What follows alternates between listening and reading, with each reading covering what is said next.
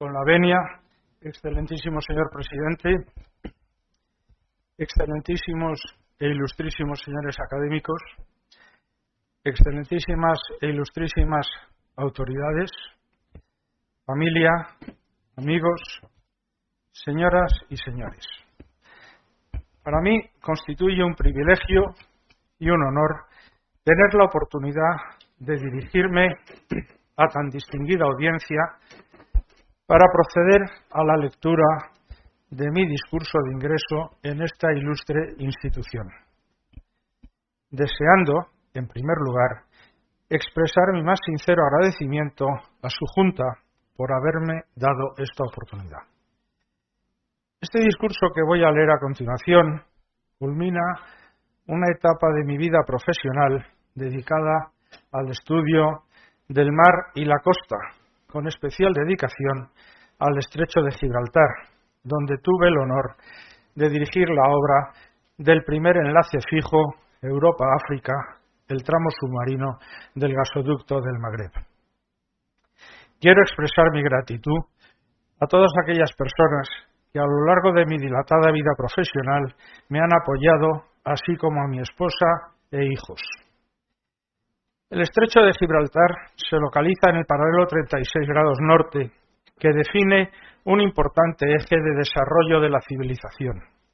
dándose en esta latitud las condiciones climáticas adecuadas para un desarrollo demográfico óptimo, siendo, junto al paralelo de Lisboa, ruta tradicional del comercio marítimo mundial. El Estrecho de Gibraltar comunica el pequeño mar Mediterráneo, también denominado en la antigüedad Gran Río Salado, con la mar Océana, y es también zona de paso obligado en las comunicaciones occidentales de Europa con África. La escasa separación entre ambos continentes de tan solo 14 kilómetros ha estimulado la imaginación de diferentes visionarios, soñando construir un enlace fijo entre ambos continentes. El Estrecho de Gibraltar, como punto de paso obligado para importantes rutas comerciales, entra por derecho propio en el conjunto de puntos singulares de nuestro planeta. Históricamente, la zona del Estrecho ha venido comportándose tanto como una zona de encuentro de culturas como de fricción entre ellas, y el estudio de su historia supone en gran medida el estudio de la historia del Mediterráneo occidental. Las pinturas rupestres encontradas en la zona demuestran la importancia prehistórica del lugar. Cretenses, griegos, fenicios, cartagineses y romanos en la Edad Antigua, cristianos, judíos y musulmanes después han configurado la intensa historia de la zona, que sólo en cortos periodos de tiempo ha estado bajo una única jurisdicción. El Estrecho de Gibraltar se encuentra flanqueado por dos importantes montañas, el Jebel Tarik, el Peñón de Gibraltar, con 426 metros de altura en la orilla norte, y el Jebel Musa, Monte Avila, o de la Mujer Muerta, en la orilla sur, de mayor altura, 839 metros, identificados como las columnas de Hércules. El Estrecho de Gibraltar marcó durante siglos el límite occidental del mundo conocido, y la leyenda aseguraba un trágico final a todo aquel navegante que se arriesgase en sus navegaciones más al oeste, pues allí encontraría los confines del mundo, donde la mar Océana terminaba en una inmensa cascada que, según la leyenda, caía al vacío, arrastrando la corriente al arriesgado y demente navegante que a sus proximidades se atreviese a llegar. Tras el descubrimiento de las Indias Occidentales en 1492, las columnas de Hércules cambiaron su lema non plus ultra por el de plus ultra, y así lo recogió el nieto de los reyes católicos en el escudo de España. El emperador Carlos I de España y V de Alemania contuvo en el ámbito del Estrecho de Gibraltar la expansión del Islam al Nuevo Mundo, que marcó el proceso español de evangelización, que no de colonización, de los nuevos territorios descubiertos. Roma, en la Edad Antigua, el Emirato Omeya y posteriormente el Emirato y el Califato de Córdoba en la Edad Media y España en los comienzos de la Edad Moderna, controlaron ambas orillas del Estrecho de Gibraltar, pero posteriormente la importancia geoestratégica de la zona ha impedido el control simultáneo de sus dos orillas por un único país. En el Estrecho de Gibraltar se cruzan las conexiones marítimas norte-sur con las este-oeste. La conexión norte-sur enlaza las rutas terrestres occidentales de comunicación entre Europa y África, existiendo estudios que aseguran que un adecuado desarrollo socioeconómico del área subsahariana generaría un tráfico marítimo norte-sur incompatible con el este-oeste, forzando así la ejecución de un puente y o un túnel en el Estrecho de Gibraltar. La singularidad de la zona ha despertado desde los más remotos tiempos el interés de políticos, militares, técnicos, soñadores y poetas que desde muy diversas ópticas han dedicado su atención a esta atractiva, singular y difícil área. La escasa distancia que separa ambos continentes ha estimulado de forma recurrente la idea de construir un enlace fijo entre ambas orillas. En época muy reciente en términos geológicos, la apertura del Estrecho de Gibraltar puso en comunicación el Océano Atlántico con el Mar Mediterráneo hace unos 6 millones de años, en el Plioceno, rompiéndose la anterior comunicación terrestre natural Europa-África. En la antigüedad, el control del estrecho suponía controlar el comercio de la plata y del estaño, controlando el acceso a Tartesos. En la cueva de la Laja, en Jimena de la Frontera, existe una representación gráfica de naves desplazándose en dos direcciones, datada en el año 1100 a.C. En el tratado entre cartagineses y romanos, firmado en el año 500 a.C., se estableció la prohibición a los romanos de navegar más allá de las columnas de Hércules, tomando significado con ello la expresión non plus ultra. El triunfo sobre los cartagineses del general romano Escipión abrió el estrecho a la navegación romana, pasando la jurisdicción de toda la zona al emperador Augusto. Tras la decadencia de Roma y la confusa situación posteriormente creada, fue el general musulmán Tarif quien en el año 710 cruzó el estrecho con unos 400 soldados y 100 caballos, preparando el posterior desembarco del general Tarik en el año 711, comenzando con ello la conquista musulmana de la península ibérica, pasando el estrecho a partir de entonces a ser una zona de intensas comunicaciones, a pesar de los ataques esporádicos de normandos y vikingos. Significativa fue la travesía realizada por Mohamed el-Nasir, quien agrupó un ejército de 200.000 soldados para la batalla de las Navas de Tolosa en el año 1212. El rey de Castilla, Sancho IV, tomó Tarifa en 1292, quedando a cargo de la plaza Alfonso Pérez de Guzmán, el Bueno, y desde ese momento hasta el final de la Reconquista se dieron batallas navales y trasiego de tropas en el estrecho, que acabó finalmente tras la conquista de Granada por los reyes católicos en 1492. Se dio por armas a Gibraltar un castillo en Campo Rojo con una llave dorada pendiente del castillo, en consideración de su fortaleza y símbolo de ser llave de dos mares, dos continentes y llave de España. En tiempos geológicos, las actuales cordilleras Bética y Rifeña llegaron a estar físicamente unidas, comunicándose el antecedente del actual mar Mediterráneo y el océano por los estrechos Norbético y Surrifeño. Durante el Mesiniense, con el cierre de estos estrechos, sobrevino la denominada crisis de salinidad del Mediterráneo, produciéndose una desecación parcial del mismo, con la sedimentación de potentes series evaporíticas de sal. En el Plioceno, y como consecuencia de un proceso tectónicos se produjo la apertura de lo que hoy conocemos como Estrecho de Gibraltar, que presenta una morfología submarina con perfiles consecuencia del proceso erosivo que debió darse al entrar violentamente en comunicación la masa de agua oceánica en el desecado mar Mediterráneo. Este brutal proceso erosivo, gobernado por las leyes de la gravedad y afectado por la aceleración de Coriolis, dio fin a la citada crisis de salinidad del Mediterráneo. Al producirse el vertido de agua del enorme depósito oceánico occidental a la cuenca mediterránea, se configuró la actual morfología submarina del estrecho.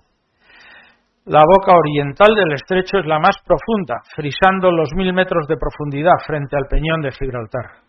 En el centro del estrecho se formaron dos grandes cañones submarinos, uno al norte, prolongación submarina del valle que forma el río Guadarranque, que da origen a la bahía de Algeciras, y otro al sur, que termina en la ensenada de Ceuta, entre Ceuta y Cabo Negro. Ambos cañones desembocan en dos canales que discurren por la zona central del estrecho, paralelos a su eje y separados por una cadena montañosa submarina que alcanza los 447 metros de profundidad, de unos 12 kilómetros de longitud y 2 kilómetros de anchura. Esta cadena montañosa, que discurre por el centro del estrecho en su mitad oriental, separa los denominados canales norte y sur, siendo el canal norte de porte menor que el canal sur, casi la mitad, consecuencia del efecto de la aceleración de Coriolis durante el comentado proceso erosivo. El canal norte tiene una anchura aproximadamente de 1 kilómetro y unos 18 kilómetros de longitud, pasando de la cota -600 en el oeste a la -800 en el este, y el canal sur unos 2 kilómetros de anchura, la misma longitud y parte de la misma profundidad al oeste, -600 metros, pero vierte a la -930 al este, prosiguiendo el descenso del fondo marino hasta los casi 1000 metros en la entrada oriental del estrecho. Esta montaña submarina, ubicada prácticamente en el centro geográfico del estrecho, ha suscitado la imaginación de distintos visionarios que han situado sobre ella una inmensa pila de puente que sirviese de apoyo a una hermosa solución puente al soñado enlace fijo. Esta espectacular solución precisa del desarrollo de nuevos materiales de construcción, actualmente inexistentes, de mayor resistencia y menor peso propio que los más resistentes aceros actuales. Ya se consideró, antes de la construcción del actual túnel del Canal de la Mancha entre Francia e Inglaterra, una solución puente con fibras de carbono y vidrio, que fue desechada por excesivamente novedosa.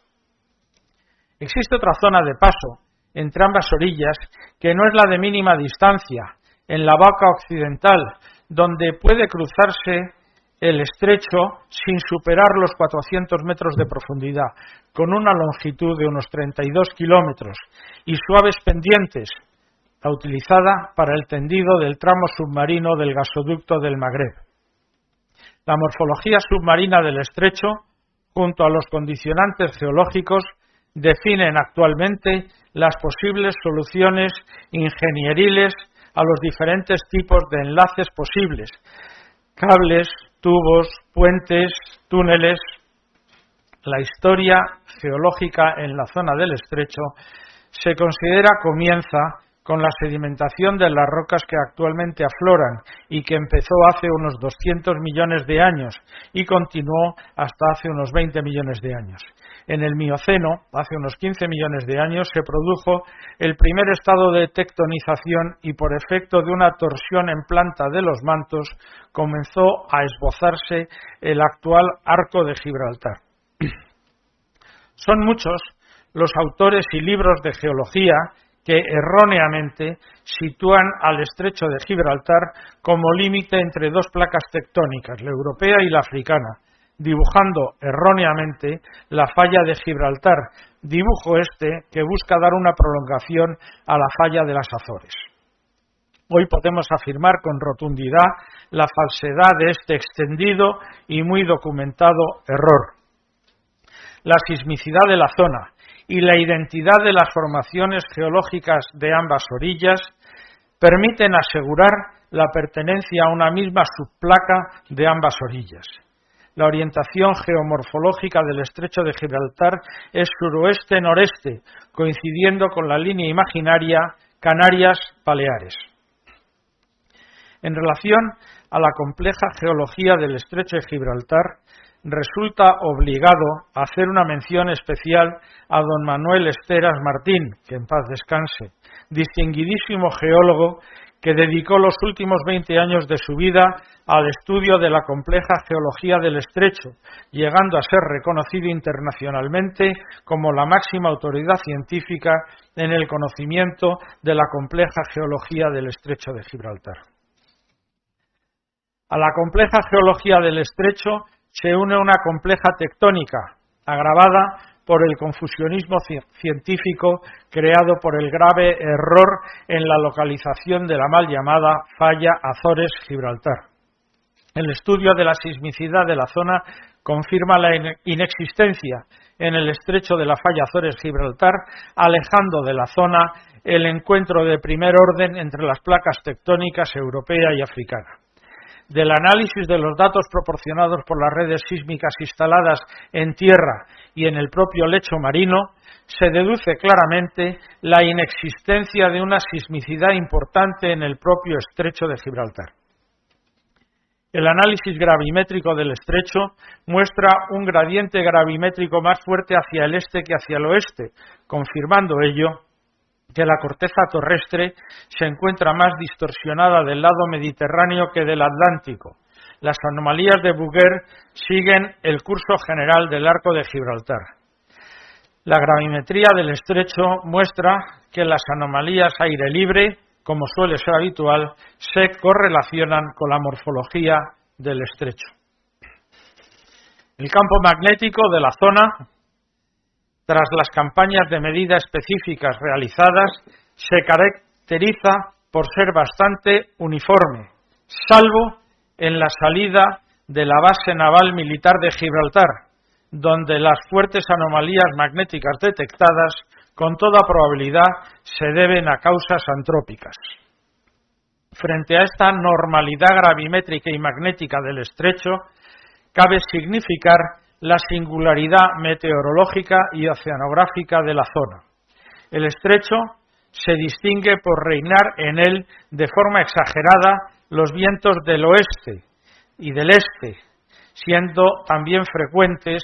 aunque no tanto, los del oeste frente a los del este, y no dándose, salvo en contadas situaciones, los vientos del sur, nunca los del norte.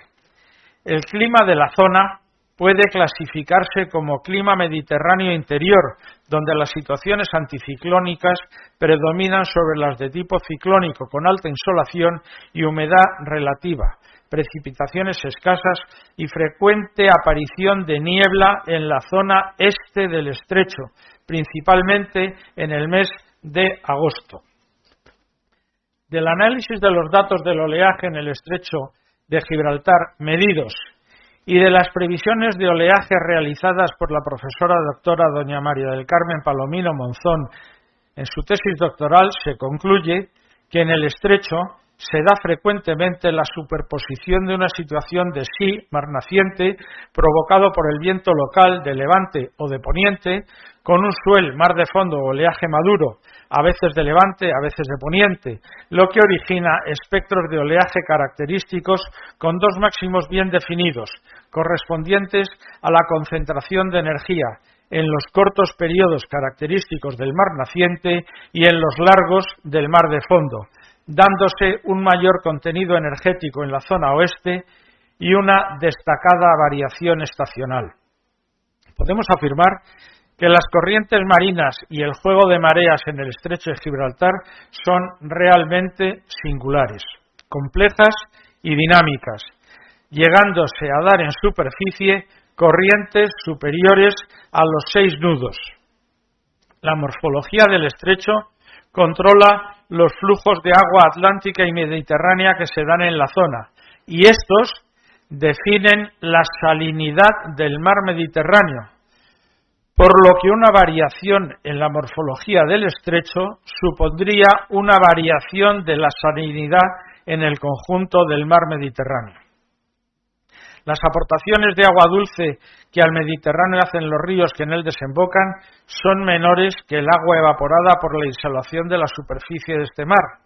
pero este déficit, que se compensa por la entrada de agua atlántica al Mediterráneo por el estrecho de Gibraltar, tan solo justifica el 5% del intercambio de flujos de agua de distinta salinidad que se da en el estrecho. Existe un flujo de agua mediterránea densa, fría y salada que discurre por la parte inferior del estrecho hacia el océano,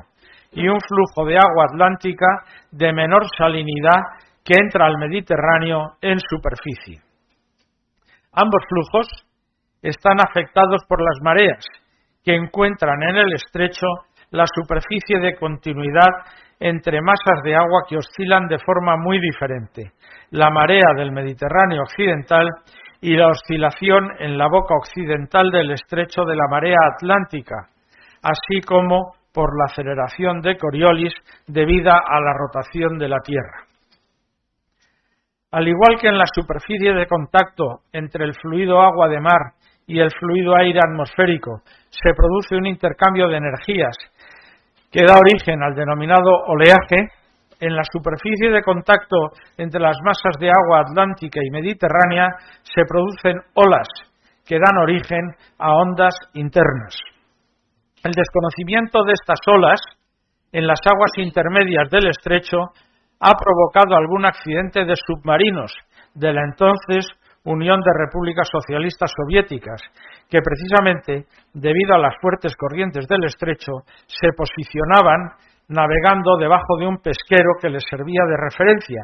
y que al entrar el submarino en la cresta de una ola, de un fluido de mayor densidad, experimentaba una inesperada fuerza ascendente, provocando la colisión del submarino con el pesquero guía. Cabe comentar como anécdota que los submarinos alemanes durante la Segunda Guerra Mundial pudieron posicionarse en su navegación submarina del estrecho con ecosonda, gracias a disponer de un magnífico levantamiento batimétrico del estrecho, realizado antes de la guerra en el marco de la denominada Operación Félix.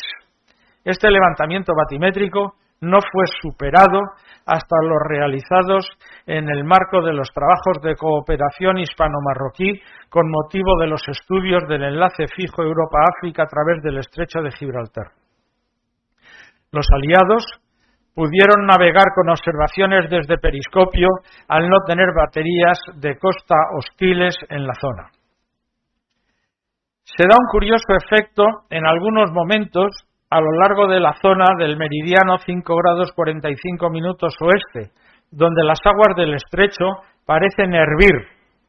ello debido al efecto en superficie del violento vertido de las aguas profundas mediterráneas al pasar por la relicta cuenca de erosión que se formó en la apertura del estrecho. Desde el punto de vista hidrodinámico, en el estrecho se dan dos secciones de control hidráulico, una para el flujo mediterráneo y otra para el flujo atlántico, y no son coincidentes, no siendo tampoco coincidentes las secciones en el estrecho de mínima distancia y de mínima área. La zona de mínima distancia, 14 kilómetros, tiene máxima profundidad y fuertes pendientes, y la zona de mínima área, con pendientes suaves, se plantea con una mayor distancia, 32 kilómetros, entre las orillas de ambos continentes. La zona más angosta tiene un 20% de su recorrido submarino en profundidades inferiores a los 120 metros, pero está afectada por fuertes pendientes. Esta zona es la más adecuada para el tendido de flexibles cables submarinos, por ejemplo. Ha sido la zona de suaves pendientes más larga la elegida para el tendido del tramo submarino del gasoducto del Magreb. La zona de paso larga coincide con la ruta utilizada por Tarik en el año 711 para el comienzo de la invasión musulmana de la península, realizada según la leyenda a caballo, debiendo recordar que las embarcaciones utilizadas por Tarik tenían la cabeza de un caballo como mascarón de proa. Buena parte de las operaciones de paso que a lo largo de la intensa historia de la zona se han dado han utilizado esta zona larga para cruzar el estrecho. Así pues, no ha sido la zona más estrecha del estrecho la más frecuentemente utilizada para la comunicación entre ambas orillas. Históricamente, el estrecho se ha comportado como una zona de comunicación entre 4 continentes: Europa, Asia, África y América, es decir, toda la Tierra, que se comunica por la mar Océana, excepto el continente australiano y las islas del Pacífico. La zona históricamente se ha comportado más como zona de comunicación y entendimiento que como frontera de separación. Así lo atestiguan, por ejemplo, las pinturas rupestres descubiertas en ambas orillas. Roma, tras derrotar a Cartago, pasó a dominar ambas orillas y a denominar el actual mar Mediterráneo como el Mare Nostrum, pues tenía control político de todas las orillas del mar Mediterráneo. Tras la ocupación musulmana del sur de la península ibérica y durante más de 700 años, el estrecho sirvió de vínculo para el desarrollo de la próspera cultura hispanoárabe. El Califato de Córdoba supuso uno de los momentos de mayor avance cultural y científico de la humanidad. Ahora bien, la zona también ha sido escenario de importantes conflictos. Resulta innegable la importancia y estrategia del estrecho que justifica su tumultuosa historia. Las potencias internacionales han impedido en esta edad contemporánea el control de ambas orillas por una única potencia. Ninguna otra zona de nuestro territorio tiene una historia militar tan intensa y dramática como la que se ha dado en esta zona. Probablemente la actual situación del Peñón de Gibraltar sintetiza la afirmación anterior. La historia militar del Peñón es intensa y dramática, con un intenso eco sentimental y humano. Desde el primer sitio del Peñón por las tropas de Fernando IV de Castilla en el 1309, donde participó destacadamente Guzmán el Bueno, se identifican 15 sitios militares más del Peñón. La historia de Tánger es densa también, así como la de los enfrentamientos que en sus aguas se han dado y que aún hoy son motivo de conflicto. Recordemos la intervención militar española en el islote de Perejil. Actualmente no existe acuerdo sobre la delimitación de las aguas del estrecho, en aplicación del régimen jurídico internacional de los espacios marinos acordado en Montego Bay, en la tercera Conferencia Internacional de Derecho del Mar, clausurada en diciembre de 1982. Las posesiones españolas en el norte de África, Ceuta, Melilla, Peñones de Vélez de la Gomera y de Alucemas, el islote de Perejil y las islas Chafarinas,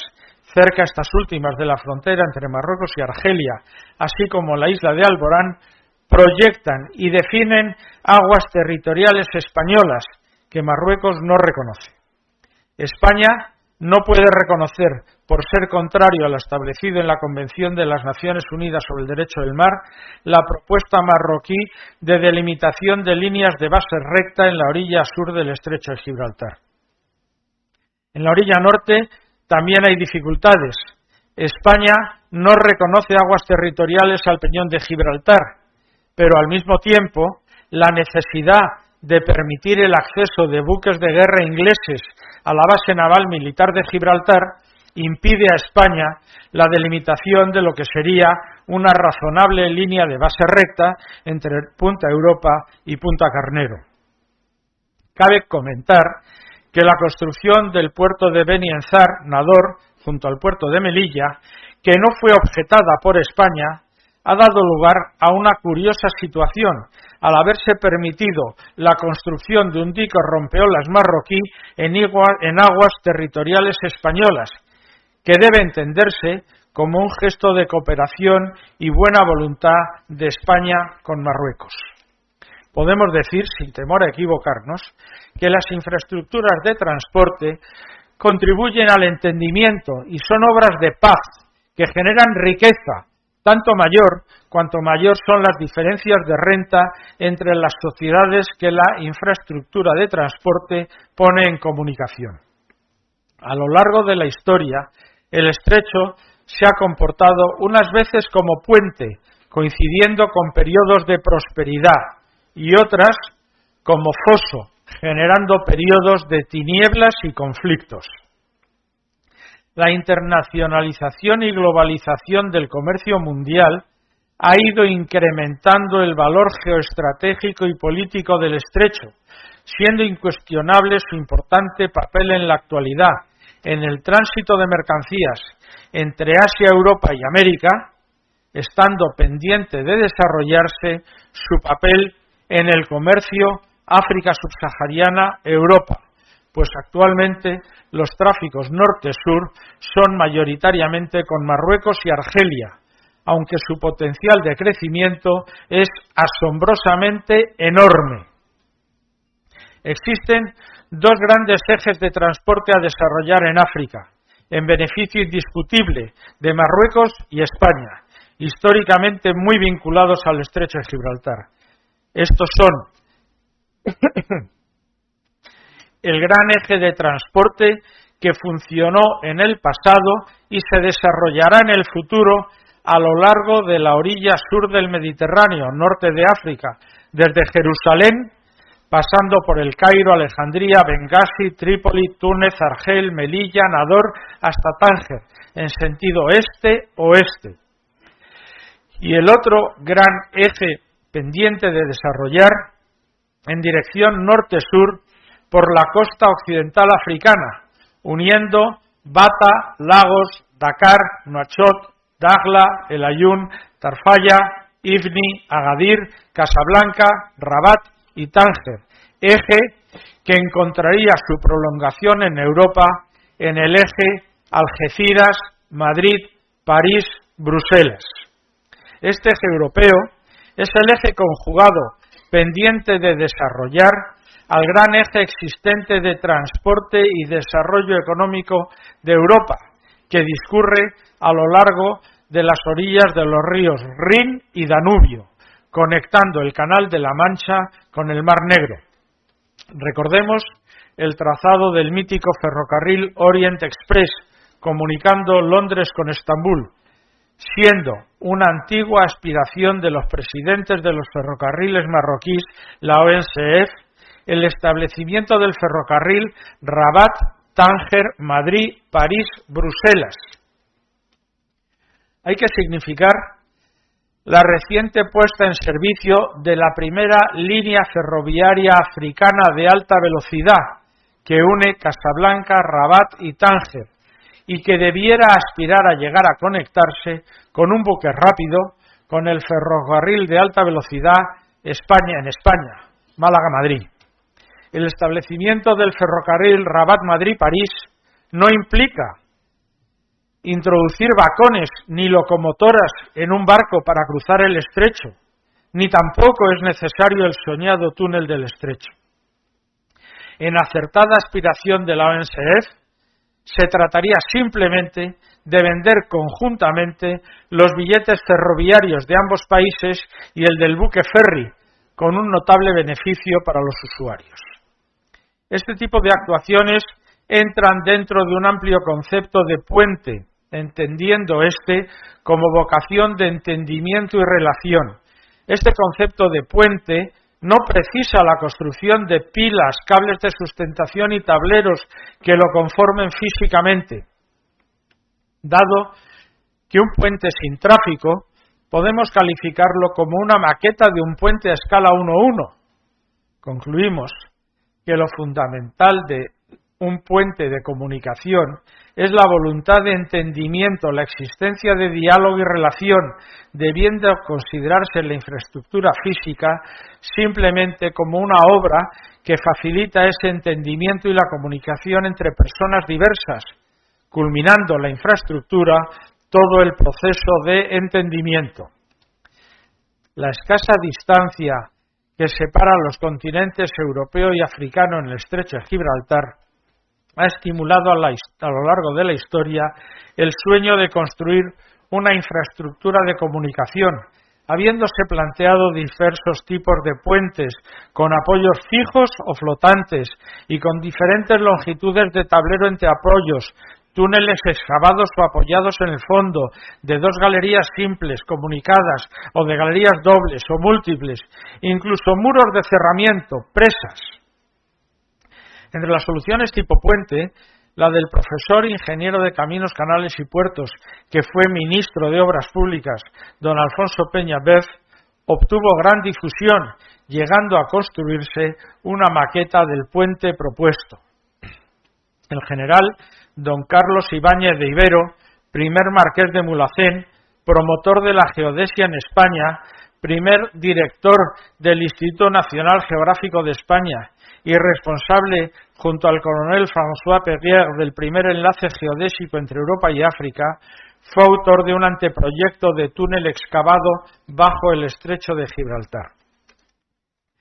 Alrededor de estos dos tipos de solución a la eventual construcción de una infraestructura física de comunicación entre ambas orillas del estrecho de Gibraltar existen multitud de variantes y tipos de soluciones: tubos apoyados en el fondo marino, tubos semisumergidos, con flotabilidad positiva, anclados al fondo, con flotabilidad negativa, suspendidos de boyas flotantes, incluso un conjunto de presas, permitiendo inmensos saltos hidroeléctricos. Como hemos comentado, lo fundamental de una infraestructura de comunicación no es la obra en sí, sino la voluntad política de comunicarse y la aceptación social del entendimiento, así como el estímulo y desarrollo de los lazos comerciales y culturales entre las comunidades a comunicar. En este sentido, creo podemos calificar de histórico el encuentro que tuvo lugar en junio de 1979 en la ciudad marroquí de Fez entre sus majestades el entonces rey Juan Carlos I de España y el rey de Marruecos, Hassan II, que Dios lo tenga en su gloria. En este encuentro, ambos monarcas, conscientes de la importancia que han de tener necesariamente las relaciones entre España y Marruecos y entre Europa y África, acordaron estudiar conjuntamente la viabilidad de una comunicación permanente entre ambos países en el estrecho de Gibraltar. Como consecuencia de ese magno encuentro, se crearon dos sociedades públicas, SECEG en España y SNET en Marruecos, que aún hoy existen. SECEG tuvo la suerte de ser presidida por Su Alteza Real don Juan de Borbón y Battenberg, que en paz descanse. Por cierto, el primer cargo que tuvo en España, el que fue hijo de rey y padre de rey. Y la sociedad marroquí, SNET, también tuvo la fortuna de tener como presidente a Su Alteza el príncipe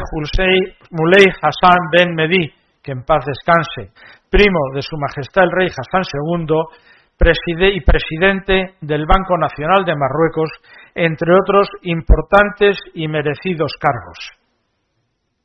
Durante su etapa inicial, SECEG y SNET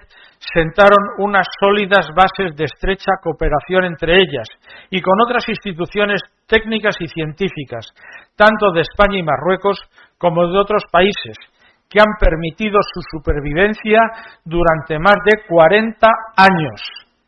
Esta etapa inicial se desarrolló en España bajo la magistral dirección del profesor doctor ingeniero don Gonzalo de Navacerrada Farias, que en paz descanse.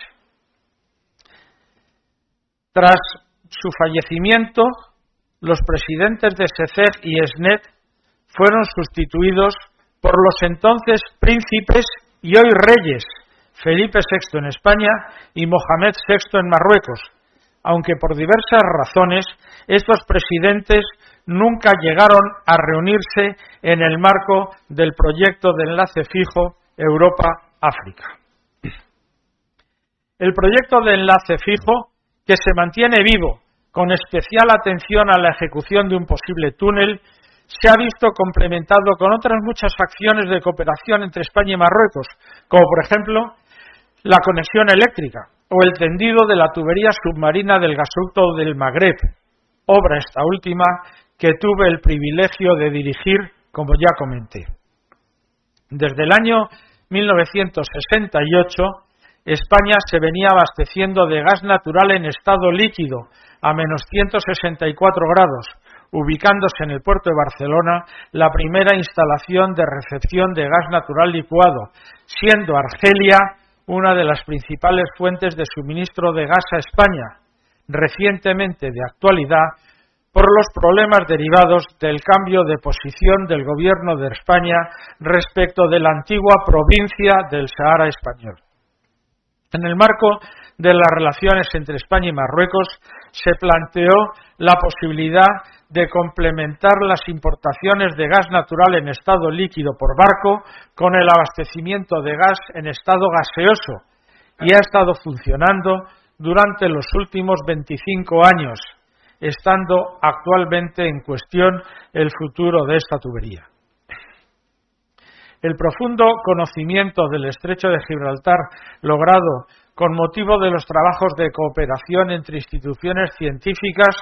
fue una magnífica base de partida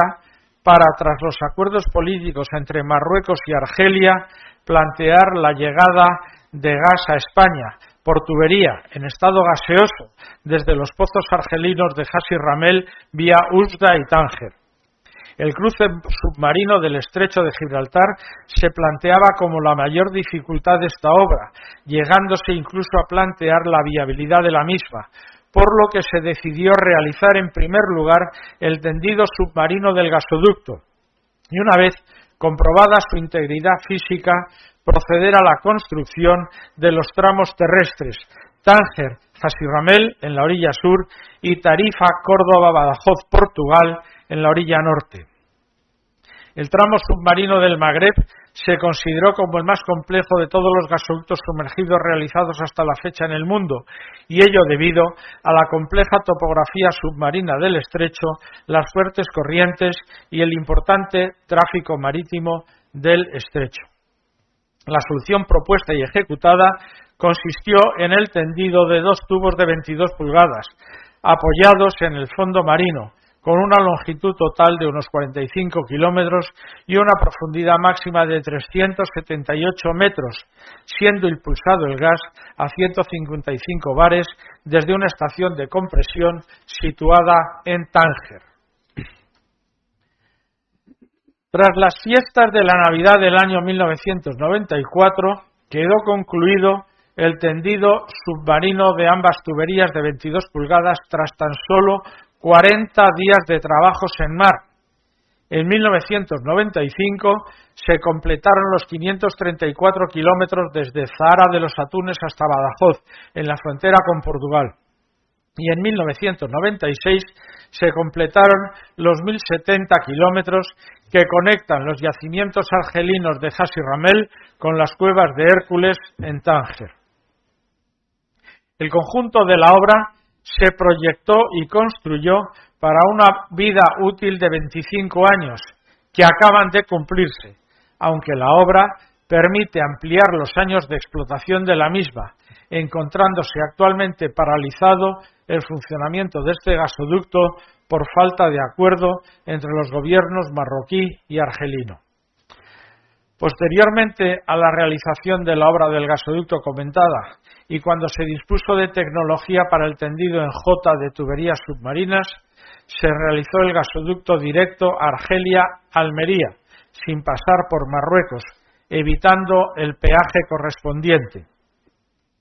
Los recientes desencuentros entre Argelia y España podrían afectar a este otro gasoducto en servicio que no pasa por Marruecos. La actual crisis energética a consecuencia de la invasión de Ucrania por Rusia probablemente ponga sobre la mesa el estudio del posible gasoducto Nigeria, Marruecos, España, Europa, al que podría incorporarse el gas natural de Guinea. Son múltiples las acciones que están en curso de ejecución y que pueden aún emprenderse para intensificar las relaciones entre España y Marruecos en beneficio de las poblaciones de ambas naciones, así como las actuaciones entre Europa y África, que encuentran en España, Marruecos y Argelia sus zonas naturales de tránsito. Las diferencias en el ámbito social, cultural y religioso entre países de ambas orillas son un estímulo para las actividades de cooperación en beneficio mutuo. Resulta sorprendente, por ejemplo, que la máxima diferencia de renta entre países fronterizos en el mundo se da en las fronteras de España con Marruecos. Marruecos ha pasado a ser un país de tránsito en la emigración de la población africana hacia Europa, en un proceso que algunos especialistas en prospectiva anuncian como incipiente. De ser ello cierto, Europa debería plantearse acoger una inmigración superior a su propia población, o bien promover una política de ayudas al desarrollo de la población africana, muy en especial de la del África subsahariana, a fin de lograr fijar su población en su propio territorio con medios de subsistencia suficientes que desaconsejen su emigración a Europa. El esperable y deseable próximo desarrollo económico, social y político del África subsahariana, junto al desarrollo de una red de carreteras africana y las correspondientes instalaciones de apoyo logístico, así como medidas de seguridad jurídica en los contratos de transporte, producirá una explosión del tráfico norte-sur en el estrecho de Gibraltar, incompatible con el intenso y creciente tráfico marítimo oeste-oeste, lo que obligará en un futuro, aún con fecha indeterminada, a la construcción tanto de un túnel submarino ferroviario, probablemente en baja presión para pasajeros y mercancías, quizá en la zona del denominado umbral S, como a la de un vistoso puente emblemático, a construir seguramente con novedosos materiales sintéticos de menor peso y mayor resistencia que el acero, con apoyos en la montaña submarina que separa los canales norte y sur en la zona más angosta del estrecho de Gibraltar. La diversidad cultural obedece a diferentes formas de entender el mundo, con diferentes medios para vivir en él. El estrecho de Gibraltar no debe verse como una separación física entre continentes, sino como vector de acercamiento de culturas, de entendimiento entre pueblos, motor de desarrollo y potenciador de bienestar y justicia social. He dicho. Con la venia, excelentísimo señor director, excelentísimos e ilustrísimos académicos, autoridades civiles y militares, señoras y señores. Supone para mí un alto honor haber sido designado para proceder al protocolario discurso de contestación al de ingreso como académico de número de esta docta casa del ilustrísimo académico don José Luis Almazán Garte. Supone al mismo tiempo un doble reto contestar este discurso, pues al alto nivel mostrado por el recipiendario en su disertación se une el hecho de la amistad que desde hace muchos años me une al académico que hoy recibimos. Proceder a una breve lectura del extensísimo currículum de José Luis Almazán sobreexcedería el tiempo asignado a la contestación a su discurso, por lo que tan solo haré una breve referencia a los principales hitos del mismo. Nacido en el año 1951 y siendo nieto de un capitán de la Marina Mercante e hijo de un padre intendente mercantil, asesor fiscal y censor jurado de cuentas y de una madre aficionada al mar, a nadie extrañó que José Luis Almazán se iniciase en los estudios del comercio y del mar, es decir, de los puertos. Su elección de una ingeniería más terrestre que marítima encuentra su explicación en un dicho familiar que aseguraba que los marinos mercantes aspiran en su madurez a un destino en tierra, mientras que los ingenieros de caminos, canales y puertos ya tienen asegurado ese destino en tierra sin necesidad de perder su vinculación con el mar. José Luis Almazán evoca sus primeros recuerdos relacionados con la mar a través de sus travesías de niño en aquellos viejos y bellos barcos de la Compañía Ibarra y de la naviera Aznar, Cabo San Vicente, Cabo San Roque y Monteumbe. José Luis Almazán, a quien hoy recibimos, es un personaje de sólida formación académica. Es doctor ingeniero de caminos, canales y puertos por la Universidad Politécnica de Madrid y licenciado en Ciencias Económicas y Empresariales por la Universidad Complutense de esta misma ciudad. No resulta, por tanto, extraño que lo encontremos como profesor titular de la Escuela Técnica Superior de Ingenieros de Caminos, Canales y Puertos, donde ha dirigido 11 tesis doctorales a lo largo de su carrera docente, amén de haber intervenido en más de 200 trabajos de investigación e innovación tecnológica. Su tesis doctoral sobre criterios de evaluación de macroproyectos de infraestructuras para el transporte sigue siendo, hoy en día, referencia obligada para estudiosos y profesionales de esta particular temática. Es autor y ha participado en la edición de más de 20 libros, destacando su obra igualmente referente titulada El régimen jurídico de los puertos del Estado. Es articulista habitual especializado en asuntos marítimos y portuarios y conferenciante en los más importantes foros marítimos internacionales. Ha participado en centenares de congresos y seminarios y es autor de 14 patentes. Habla inglés y francés, es capitán de yate y buceador deportivo. Ha compatibilizado su ingente labor docente con una actividad profesional en la empresa privada, la empresa pública, la administración municipal, la administración general del Estado y órganos de la Unión Europea. Sirva como apunte curioso que ha llegado a computar casi un siglo de cotización a la Seguridad Social y a MUFACE como autónomo y como empleado. Por otra parte, no puedo dejar de destacar, entre otras muchas, algunas de sus actuaciones profesionales. En el año 1978, siendo gerente de la mercantil Talas S.A., participó activamente en la instalación de la red exterior de medidas de oleaje, que en su momento fue la primera de su género en el mundo. Siendo funcionario por oposición del Cuerpo Especial de Ingenieros de Caminos, Canales y Puertos, fue destinado al CEOTMA, el Centro de Estudios de Ordenación del Territorio y Medio Ambiente.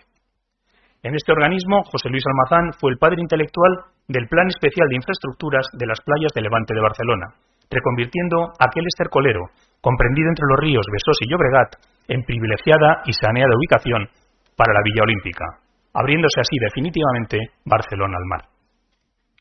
En el marco de la cooperación científica internacional, José Luis Almazán consiguió incorporar España al Ocean Drilling Program, siendo posteriormente nombrado vicepresidente europeo. Ha sido también coordinador del programa Training Motorways of the Sea, encaminado a conseguir una completa formación de gestores de autopistas del mar y del transporte masivo de mercancías de puerta a puerta.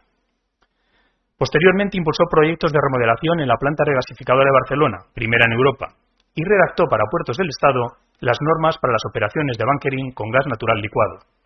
Ha mantenido un activo papel en el estudio de las necesidades tanto de nuevas infraestructuras como de formación de personal para el uso de este gas como combustible marino. Consecuencia de ello, nació el informe de la ponencia relativa al estudio de las vertientes técnica y económica de la utilización del gas natural licuado como combustible marino, editado por el Senado en el año 2014. Fue designado coordinador español del programa de la Unión Europea Costa, responsable de proponer o no el establecimiento de la declaración de zona seca en el Mediterráneo, tal y como se hizo en el Báltico. En la actualidad colabora con la mercantil Ocean Partners, empresa propiedad de su hijo, el doctor ingeniero de caminos José Luis Almazán Palomino, especializada en proyectos y en gestión portuaria. Dentro de esta sociedad preside IEY Marina Málaga, concesionaria de la gestión de 32 atraques para megayates y superyates en el puerto malagueño. Conocí a José Luis Almazán hace 20 años en la Real Liga Naval Española, institución a la que se honra en pertenecer y apoyar en cuantas iniciativas le son requeridas.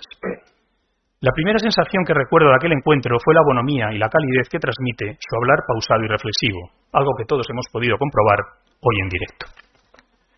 En su discurso, el Nobel académico ha escogido el tema del Estrecho de Gibraltar, tal vez porque sea seguramente el mayor experto del mundo en el mismo. No en vano, José Luis Almazán fue el director de la obra del actual gasoducto submarino del Magreb, que une Argelia con España a través de Marruecos. Recordemos que la fase submarina de este gasoducto finalizó bajo su dirección en el año 1994, para a continuación procederse a la ejecución del proyecto terrestre que lo acabaría completando. Como se ha reseñado, el Estrecho de Gibraltar constituye un importante eje estratégico de desarrollo comercial, económico, técnico y cultural. Esta es la razón final de encuentros y de fricciones culturales que han sembrado la historia de este espacio de relevancia geoestratégica. Fueron fenicios, griegos, cartagineses y romanos quienes delimitaron el Mediterráneo, tomando el estrecho como referencia bajo los distintos nombres de columnas de Melkart, columnas de Heracles y columnas de Hércules. Referencias que explican la existencia de los pilares de Hércules en el escudo de España en el reinado de Carlos I, bajo el lema de Non Plus Ultra, lema que con el descubrimiento de América pasaría a ser sustituido por el de Plus Ultra. Bajo el nombre de Puerta de la Caridad fue el estrecho el vehículo que posibilitó la conquista musulmana de la península ibérica y donde encontramos Tarifa, punto de cobranza de peajes en el cruce del estrecho. Con la reconquista final a manos de los reyes católicos, el estrecho se convirtió en su vertiente norte en punto de vigía permanente de la monarquía hispánica, lo que permitió la conquista y el bloqueo geoestratégico de posiciones en la orilla norte de África, algunas de las cuales, en la actualidad, siguen manteniendo su españolidad. Así ocurrió durante 2 siglos, hasta llegar al fatídico año de 1704, en que la pérfida Albión, coaligada con las Provincias Unidas, se enseñoreó de Gibraltar, izando la Union Flag y posteriormente la Union Jack, todavía presente en este territorio patrio. El estrecho de Gibraltar ha sido testigo de importantes batallas navales. Baste señalar los combates de Cabo de Santa María en 1780 y de Cabo Espartel un año más tarde, la voladura de la Mercedes en 1804 o la batalla de Trafalgar en 1805, que marcó un camino sin retorno para la Armada Española como consecuencia de la subsiguiente Guerra de la Independencia. Además de muchos encuentros menores, acciones corsarias, de represión del contrabando o salvamento de buques en apuros, también fue testigo de enfrentamientos navales durante la Segunda Guerra Mundial entre italianos e ingleses. En la actualidad, sin dejar de ser uno de los checkpoints más importantes del mundo, se ha convertido en paso obligado de tráfico ilegal de inmigrantes norteafricanos y subsaharianos. La mitología griega explica cómo Hércules cruzó el monte Atlas con la intención de robar el ganado a Gerión y con su extraordinaria fuerza partió la montaña por el centro, surgiendo de este modo el estrecho de Gibraltar. Más en consonancia con criterios técnicos y científicos, José Luis Almazán nos ha explicado el complejo proceso geológico que dio origen hace 6 millones de años al nacimiento del estrecho a partir de Pangea, un único continente. Se ha adentrado también en las especificaciones técnicas que conforman su estructura geológica actual, destacando la ausencia de sismicidad local reseñable, la preponderancia de los vientos del este, sus mareas semidiurnas y el clima mediterráneo que lo preside. Punto especialmente interesante ha sido la explicación del funcionamiento de los flujos de intercambio marino entre el Atlántico y el Mediterráneo, cuyas diferencias de salinidad provocan efectos sobre la flotabilidad de los buques submarinos. El hecho de que el nivel del agua en el Atlántico sea 1,5 metros más alto que en el Mediterráneo, su extremo más oriental, explica, solo en parte, la complejidad de las variaciones del flujo de intercambio de aguas. El concepto geoestratégico del estrecho va más allá que el propio paso, pues incluye el mar de Alborán y el Golfo de Cádiz, es decir, desde San Vicente hasta Cabo de Palos, e incluso el meridiano de Ibiza, según algunos. Ello facilita el tráfico por sus aguas de más de 82.000 buques anualmente, desarrollándose en sus orillas importantes puertos que compiten por copar estos codiciados tráficos, como preocupadamente para los intereses españoles acontece entre los puertos de Algeciras y Tangermet en sus extremos norte y sur. No quisiera dejar de señalar una curiosidad. Imagino que de modo accidental vincula al estrecho de Gibraltar con el Canal de la Mancha. Les invito a tomar una carta náutica del estrecho y a superponerla del revés sobre una carta del canal de la misma escala. Comprobarán que la coincidencia de ambas es prácticamente total. Solamente 14 kilómetros de separación entre el continente europeo y el africano y una profundidad máxima de casi 1.000 metros son excusa suficiente para que la mente humana proyecte un futuro paso físico intercontinental. No han faltado proyectos teóricos sobre el modo de unir ambos lados del estrecho. El doctor Almazán ha destacado el proyecto de un puente diseñado por el profesor Peñavez, un anteproyecto de túnel diseñado por el general Ibáñez de Íbero, la disolvente idea de desecar parte de la cuenca mediterránea trasladando más al sur del estrecho hasta las tierras bajas del Sahel y finalmente el proyecto de construir un túnel similar al del Canal de la Mancha. Proyecto este que precisaría de la conjunción de intereses políticos, económicos y geoestratégicos de muy difícil adecuación, pero que situaría en España como un destacado actor económico dentro de la realidad del mundo global al que asistimos. Imagino que conociendo a José Luis Almazán, en su mente ya existe un proyecto alternativo en el que seguro lleva cavilando mucho tiempo. Decía una vieja canción del siglo pasado, algo así que los hombres pasan, pero las obras quedan. Y qué duda cabe que este es el caso que atañe muy especialmente a José Luis Almazán. Su paso por este mundo habrá dejado el pozo y el recuerdo de obras ciertamente reseñables, que soportarán sobradamente el paso del tiempo y llegarán a futuras generaciones como un legado de modernidad y de desarrollo. Por todo lo expuesto, parece evidente que la incorporación de José Luis Almazán a la Real Academia de la Mar vendrá a favorecer y apoyar la labor de concienciación marítima que lleva a cabo esta docta institución, nacida al servicio de España y del mar, he dicho.